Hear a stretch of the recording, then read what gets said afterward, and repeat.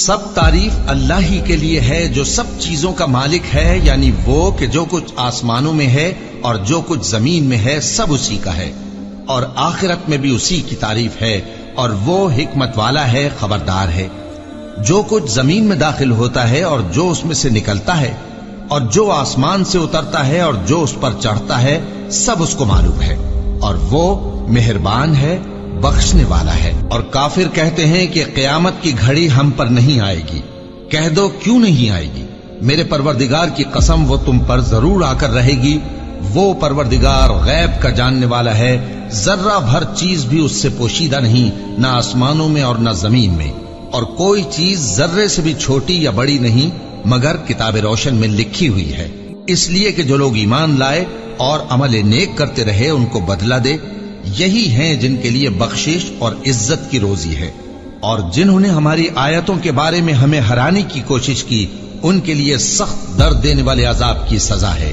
اور جن لوگوں کو علم دیا گیا ہے وہ جانتے ہیں کہ جو قرآن تمہارے پروردگار کی طرف سے تم پر نازل ہوا ہے وہ یقیناً حق ہے، اور اس اللہ کا رستہ بتاتا ہے جو غالب ہے، قابل تعریف ہے۔ اور کافر کہتے ہیں کہ بھلا ہم تمہیں ایسا آدمی بتائیں جو تمہیں خبر دیتا ہے کہ جب تم مر کر بالکل ریزہ ریزہ ہو جاؤ گے تو تم نئے سرے سے پیدا ہوگے؟ یا تو اس نے اللہ پر جھوٹ باندھ لیا ہے یا اسے جنون ہے۔ بات یہ ہے کہ جو لوگ آخرت پر ایمان نہیں رکھتے وہ آفت اور پرلے درجے کی گمراہی میں پڑے ہیں۔ کیا انہوں نے اس کو نہیں دیکھا جو ان کے آگے اور پیچھے ہے، یعنی آسمان اور زمین؟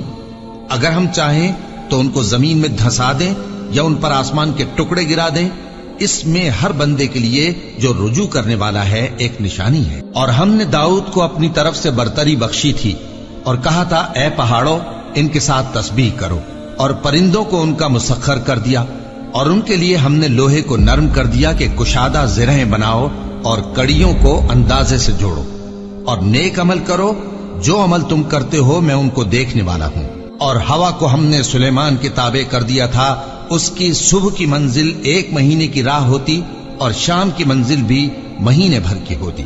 اور ان کے لیے ہم نے تانبے کا چشمہ بہا دیا تھا، اور جنوں میں سے ایسے تھے جو ان کے پروردگار کے حکم سے ان کے آگے کام کرتے تھے، اور جو کوئی ان میں سے ہمارے حکم کے خلاف کرے گا اس کو ہم جہنم کی آگ کا مزہ چکھائیں گے۔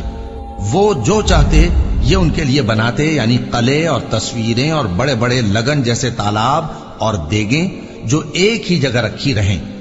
اے آل داؤد شکر کرتے رہو، اور میرے بندوں میں شکر گزار تھوڑے ہیں۔ پھر جب ہم نے ان کے لیے موت کا حکم صادر کیا تو کسی چیز سے ان کا مرنا معلوم نہ ہوا مگر گھن کے کیڑے سے جو ان کے عصا کو کھاتا رہا۔